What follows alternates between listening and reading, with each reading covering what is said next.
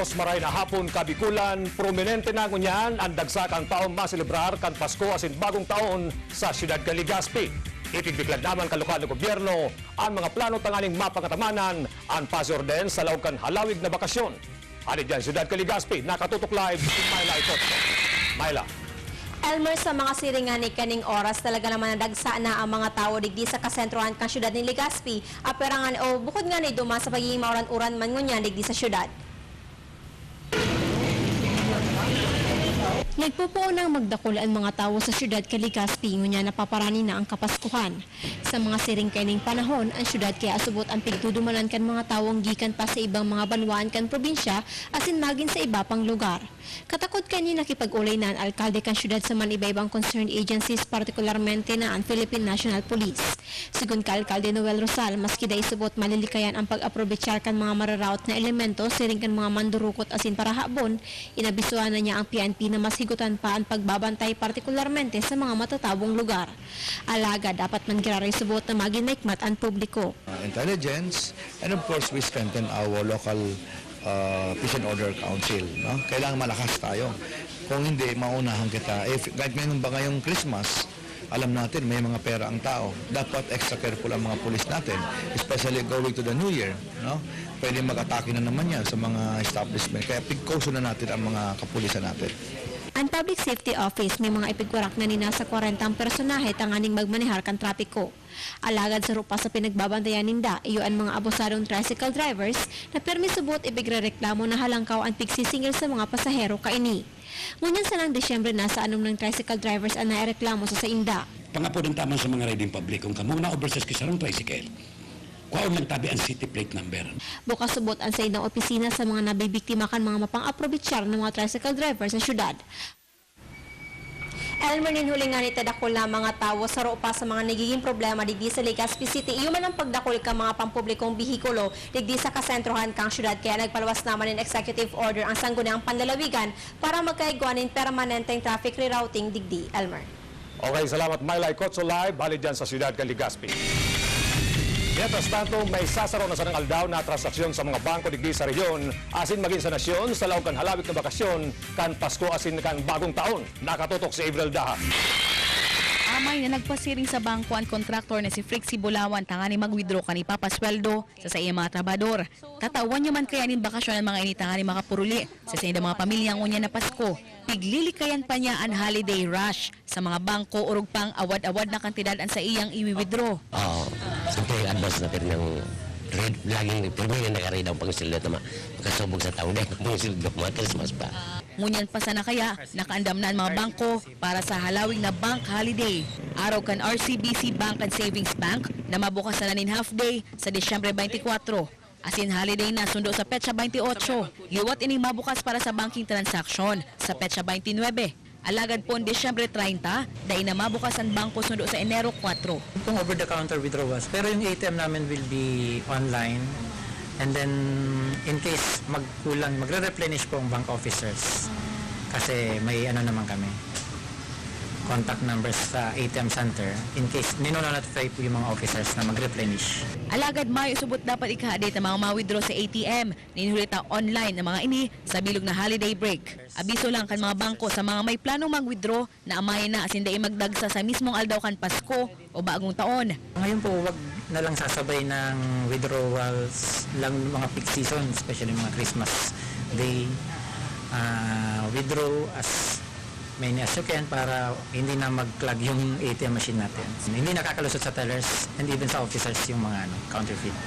Asin kung may mga emergency over-the-counter transaction, may mga online transaction man na ipig-upresent ang kadaklan sa mga bangko na bukas anuman na oras. Avril Daha, nakatutok, 24 oras Bicol.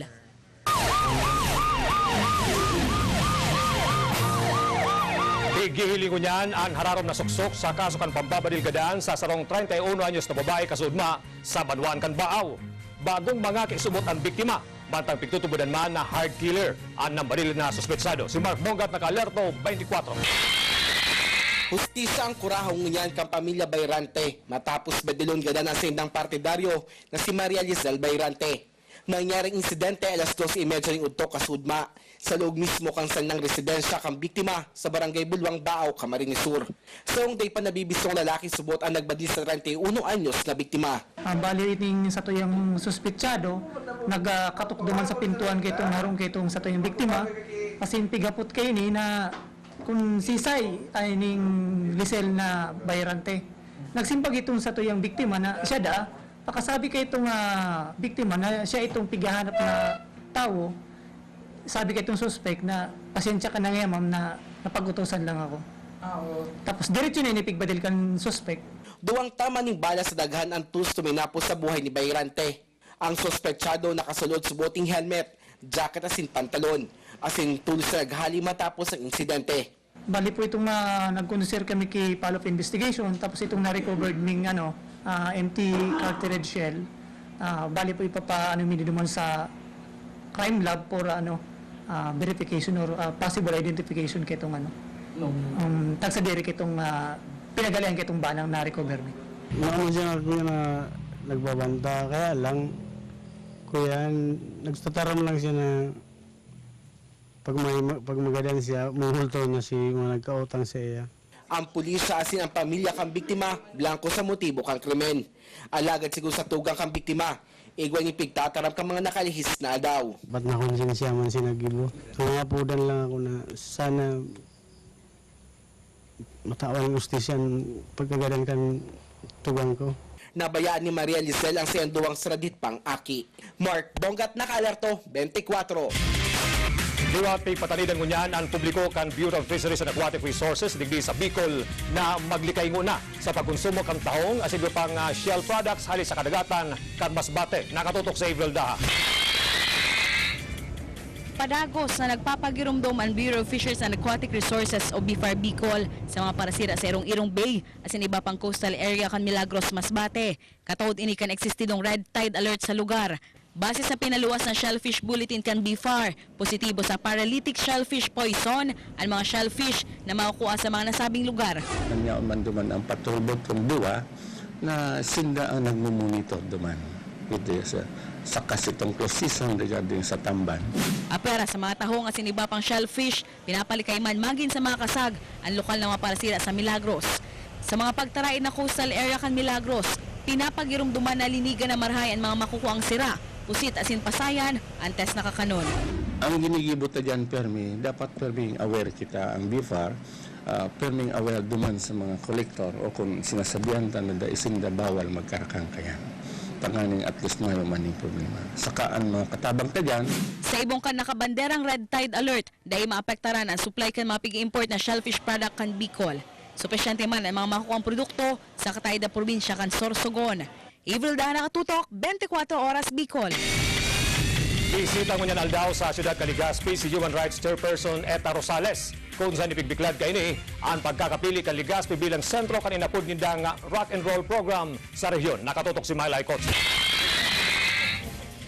Nagpasiring sa syudad kan Legazpi sa Commission on Human Rights Chairman Eta Rosales. Kan subago, nagipag-meeting ini kay Alcalde Noel Rosal kan Legazpi City para sa sarong Memorandum of Agreement. Ang Legazpi City kaya ang napili kan Commission on Human Rights sa pagmuknaan kan rock and roll program kan nasabing ahensya o ang tutugdukan kan Human Rights Action Centers. This is setting up Human Rights Action Centers guided by the rule of law in the city government as they pursue their seal of good governance, no, under the DILG guidance. So, dun mo makikita kung paano namin i-incorporate ang human rights indicators to good governance like right to health, right to education.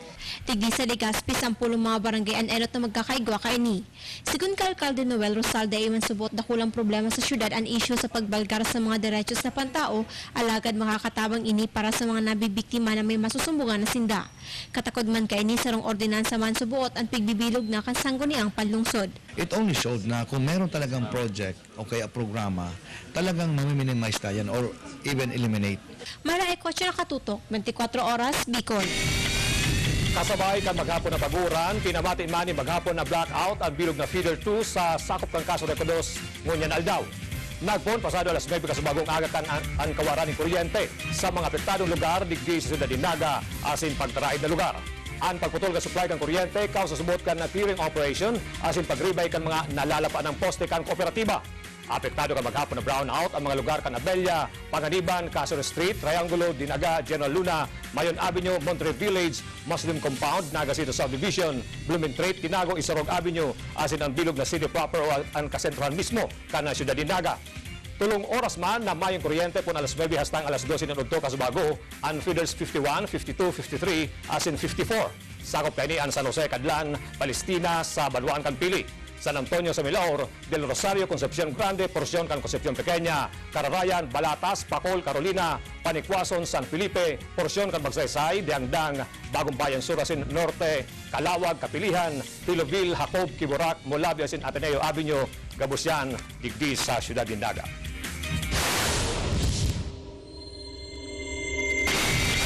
Sa kamugtagan kan panahon, mapanganuron asin padagos sa mga paguran ang mamamatayan digdi sa Kabikulan basado sa datos kan The Weather Company. Makakamati ang rehiyon ng maluyas tang sa katamtaman na paguran kung amay na pagkagap pasana kung kaya dapat perming I am ready kita sa mga humanin pagba asin landslides. Sigon sa pag-asa, magiging peligroso ang kadagatan sa nasakop ang Eastern Seaboard kan Southern Luzon asin Visayas. Pati naman sa kabus ng seaboards kan Northern asin Central Luzon. Delikadong maglawod lalo na ang mga sarabit na lunadan pandagat sa nasabi ng mga lugar. Ang mga paguran na padagos na mamamatayan sa rehiyon, epekto kan duros amihan, asin kan ikog na parte kan cold front. Sa tao kani basado sa datos kan The Weather Company, may man piglalaw man ng bagyo na posibleng mabilog o maglaog sa Philippine Area of Responsibility hastang sa aldaw kan Pasko sa Disyembre 25. Yan ang pinakahuling update halis sa GMA Weather. Magplano tanganing sigurado, I'm ready, serbisyong totoo kana GMA News. Aros magkritikal ang saro na naman ng rider ng motorsiklo matapos na buminudal ini sa sarong kotse sa kalabaan kan highway sa Concepcion Grande digdi sa Siyudad Dinaga, Kasubanggi. Si Mark Bongat naka-alerto 24 eksklusibo.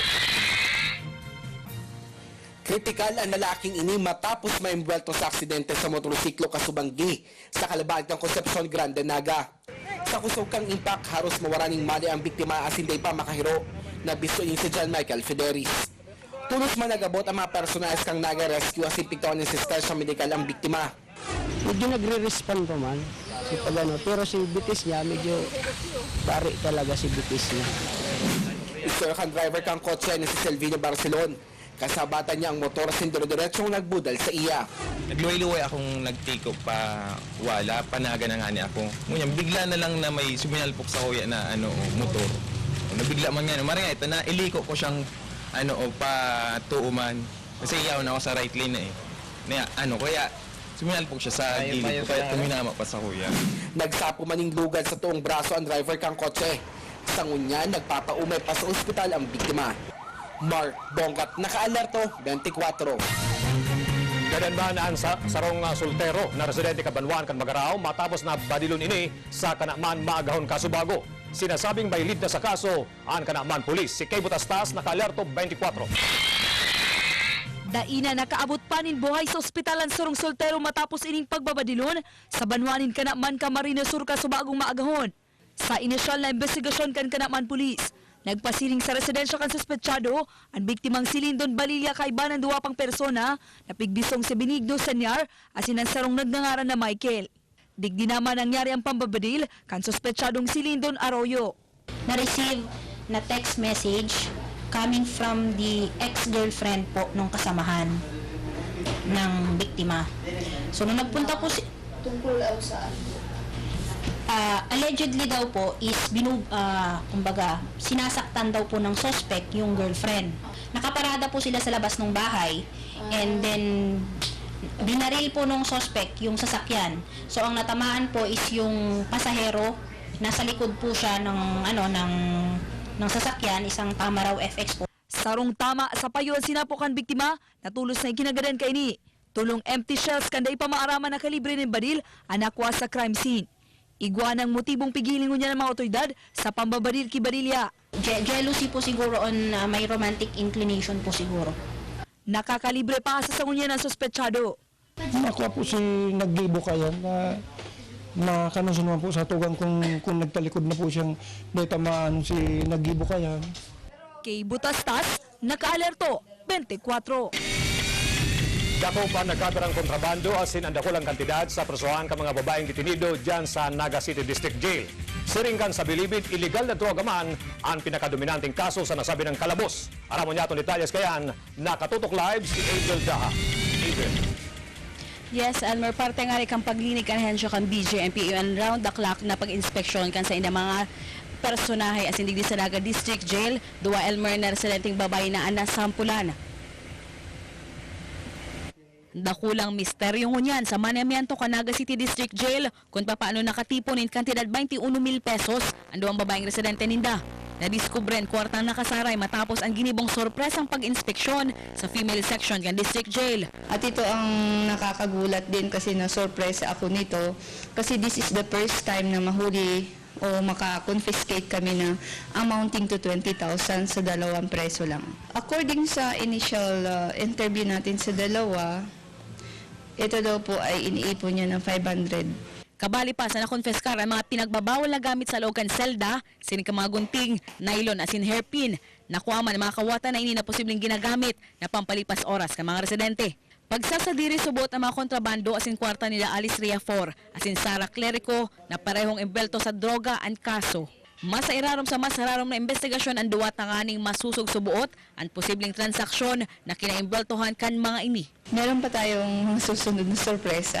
Standard operating procedure na ng BJMP para malinis ang facility. Abo naman mag-atubang sa kamera kan duwang embelto na residente. Pero ikaw wala kang idea kung bakit sila magkaroon ng pera? Wala po. Ayaw nila bigyan ng pahayag? Ayaw po. Basado sa record, 2 taon na sa loob kan District Jail si Clerico mantang 4 na taon man si Rhea 4. Elmer, as of November ngunyan na taon, igwanin 480 na mga residente di sa Naga District Jail kung sain 38 dyan Elmer ini yung mga babae. Designido lang talaga or designed ini Elmer Naga District Jail para sa 75 lang na mga residente kaya naman nag-ulan to na sa 494% ang congestion rate. Both sabihin ko na Elmer talaga nagsusurok-suka na ang mga residente digdiyo sa Naga District Jail. Alagad, sinangari ka nabanggit mo talagang pinakadakol mangyari na kaso na naglalaog digdi. Ayun, may mga kasong imbelto sa droga. Panduwa dyan Elmer, itong may mga kaso na theft, asin pantuloan may mga kasong rape. Ang sakop kan Naga District Jail Elmer, iyon 16 court salas yan sa Camarines Sur. Elmer? Okay, salamat April Daha live. Hali dyan sa Naga City District Jail. Nabigla ng kasubagong aga ang pagprobar na pangabon sa sarong bistadong department store dyan sa sentro kan Ciudad de Naga. Suspect mo niyan ang sarong pinahaling personahe kan establishmento. Nakatutok si Kay Botastas. Pigrangka ang kisa may kansarong establishmento sa Ciudad de Naga, asin mahihiling na sa comfort room uminagi ang mga sospetsadong plano kuta ng maghabon ka Subanggi.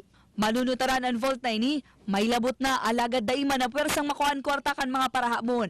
Pasado alas 7 kasubagong aga, kan mariparo ini kan security guard sa establishmento.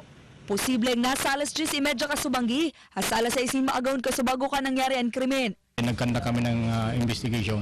Nagkumontak rin kami ng SOCO team para kung may possible na naiwan doon ng mga fingerprint doon sa area, makuhanan pa. Basado sa inisyal na investigasyon ka Naga Police, posibleng inside job ang insidente. Mahihiling man kaya na may surat pang iwinalat ang mga sospetsado na mauot pahaliw ng sarong supervisor ka ng establishmento. May binabanggit yung supervisor doon na nagkaroon silang ng hindi magandang usapan kasi nga sinitan niya ito ng mga parang hindi nagtatrabaho ng maayos. May sa loob silang kasamahan na bumukas doon sa pintuan para makapasok yung mga suspect. Kasi nga iniwan pa yung susi doon sa loob. Nakalagay pa doon sa padlock. Kaya yun ang inanaw namin initial investigation. Mayo manawara na gamit sa laog. Alagad padagos pa ang investigasyon ngunyan kan mga pulis. Nagsayo man naman na magtao pa ni pahayag ang may sarili kan establishmento. Kay Botastas, nakatutok 24 oras. Arestado kasubanggi sa saydang mga residensya ang 2 persona sa Banwan kan Manito Albay matapos makumpiskar sa mga ini ang mga gamit sa iligal na pagsisira. Nabisto ang mga suspetsado na sinda Muhammad Sevillano, 36 anyos, asin Milo Sinforoso, 61 anyos, parehong residente kan ng Barangay Kawit sa Manito Albay. Nakuadigdi ang bote ng soft drinks asin na plastic bag na may log na ammonium nitrate na gamit sa paggamit ni na pag-iwan ng pasabog. Apera sa paggamit ng dinamita nagpapabakal pasubot ang duwa karena sabi ng mga pasabog. Sasangatan ng kaso pagbalgar sa pagbabawal sa pagpapabakal asin pagsaray ng dinamita ang duwang suspetsado. Mientras tanto, 7 sasyin na pinagtutubudan na Shabu ang nakuha sa residensya kan suspetsadong si Abigail San Luis kan Barangay San Pascual, Buhi, Camarines Sur. Giniwang pagserbi kan search warrant kay San Luis kasod manghapon. Kabali sa mga nakuha sa suspect ang manibaybang drug paraphernalia. Maulya subot si San Luis asin nagkaperang base ng nakadulag sa mga otoridad. Nakadamay man sa pag-arestar sa suspect ang sarong Lino Sabinorio. Kasong possession of illegal drugs ang atubangon na kaso kan duwang suspetsado. Sa ibang bareta, ginibo kasubago digdi sa Ciudad de Naga ang groundbreaking ceremony katakod kan ipapatugdok na 5 eskalon na Naga Information Technology Center diyan sa Central Business District 2. Sa ruining Business Processing Outsource o BPO company na expansion kan IBM. Iglalauman ang magkakaiguan ni na maabot sa 2,000 na mga job vacancies sa Naga. Oras na matapos na ang 5 eskalon na edipisyo. Sigon sa pamiyo kan Naga Investment Board, ang siri na kumpanya ang nakatalaan magtao sa siyudad ni Naga nin pinakalangkaw na pagkukuhanan nin bakanteng trabaho. In terms of employment, ang commitment sa tuya kang IBM, they will have anywhere from 3,000 to 5,000 workers. IBM pa lang tabi yan. Within the next 2 years. So sa dakulang impact sa employment. May bago pa sistema ngunyan at mga artist sa pagpaluwas kan sa mga obra apera kan imbes kan tradisyonal na pintura o kaya kolor kalayo na hali pa sa saldang ang gamit ngunyan pagdrawing kan inapod ng mga solar artist. May extra bareta si Michael Biando. Trahedya ang pirming kinakaabtan kan mga napapabayaan na kalayo. Alagad aram daw nindo na kung makokontrol ninin tama mga magagayo na obra an pwede kaining makrear. Ini ang pyrography o ang pagdrawing gamit ang kalayo. Saro ining klase ng art na nagpuon pa sa sibilisasyon kan mga African as in Egyptians kung saan nakakapag-drawing sa kahoy gamit ang kalayo o magin ang sirang kan saldang. Ngunyan, pigigibo naman ini sa probinsya kan Cordillera, digdi sa Pilipinas. Sarong lens ang gamit ni Jordan Mangusan sa pagdrawing ng mga obra. Sakripisyo asin tiyagaan kay puhan, tanganing makuha ang magayon kaining resulta. Pwede naman ang mga modernong gamit na wood-burning tools. Alagad nin huli tamakantidad pa ini, iba ang ginibo kan pyrographer na si Henry Galicia Jr. What I did was to build a working prototype. It's different kind of art. You can make incisions to the wood. You can make a design and drawings. Ang liwat na pagbuhay sa tradisyon kan mga katutubo, ang motivation man ni Iya Regalario. Gusto ko din i-research yung history ng mga luma ng traditional art. Tapos buhayin siya, tapos gamitin siya dun sa isang mas modernong paraan. So kaya yung themes ko, hindi siya yung tipong realism lang na kukopya lang ako ng mukha o kaya punta ako sa outdoors tapos kukopya ako ng landscape. Hindi na siya ganun, parang lumabas na ako dun. So contemporary na yung mga konsepto ko. Pero yung medium, traditional. Ang sabi, dahil magkawat nin kalayo, kaya maglikay sa paggamit nin mga burning tools. Pyrography art is not an easy task. It's very challenging. It takes really patience and a lot of hard work. Michael Biando, nakatutok, 24 Oras, Bicol. Congratulations kay Paul Jan Legaspi sa mga narekonosir bilang BPI Honors 2014 Captain Outstanding Anak Expats. Alian pagbati sa ibong pamilya asin mga kapibinsanan, kabali na si Omar Legaspi asin sa GMA Bicol. Happy birthday kay Tinay Francisco halit sa imong mga pinsan. Sa sabuyang Christmas countdown, 7 aldaw na sana, Pasko na. Iyan po mga bareta na samuyang tinutukan sa nakalis ng 24 oras. Salamat sa inyong pagtitiwala. Ini ang GMA News Bicol. Mayang pikikilingan, mayang pagpoprotektaran, mayang kaputikan, serbisyong tutulan. Ako po si Elmer Caceres, Diyos mabalos sa inyong pagkatabay. Asin huli ka din nagtuturo ka mga bareta, nakatuto kami 24 oras.